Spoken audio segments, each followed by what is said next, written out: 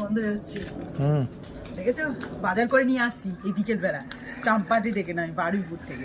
ফুলের টব কই? টব লাগবে না? এগুলো টবগুলো আমার নিজের হাতে তৈরি করে, তবে তো টবে বসাবো নাকি। আচ্ছা, শুধু ফুলগুলো সাইজ দেখো কত সুন্দর, কি বড় বড়। এই দুটো দু রকম গাছ। তাই? হ্যাঁ, এটা হচ্ছে কি সেই টুকরো জবা বলে না, এই টুকরো গাঁদা, সেই গাঁদারই জাত, কিন্তু এটা হাইব্রিড মনে হয়, সেজন্য বড় হয়েছে। এই দেখো, দেখতে পাচ্ছ কুঁড়িগুলো? আর এটা দেখো, এটাই হচ্ছে অ্যাকচুয়াল বড় গাঁদা। দেখেছো, থোকা গাঁদা যেটা হয় সেটা। লোকটা তো আমাকে ঠকিয়ে দিল, কিন্তু এইসব কথা বলেনি। আমিও তখন তাড়াহুড়ো করে ওইসব দেখিনি। দু রকম দিয়ে দিয়েছে। হ্যাঁ, ভালো তো, দু রকম খারাপ না, খুব একটা ঠকায়নি। এটা উনি দেয়নি, তাও আমি পছন্দ করে একটা চেঞ্জ করে তাও নিয়েছি। আর আমি বলেছিলাম যে এগুলো 20 টাকা পিস নিয়েছে। দু হাতে দুটো রয়েছে, 20 টাকা পিস। আর এগুলোর কিন্তু কুঁড়িও ভর্তি রয়েছে। ফুলগুলো বেশ বড় বড় সাইজের, কোনো অসুবিধা নেই। আর প্লাস্টিকের মধ্যে কি দেখতে পাচ্ছ?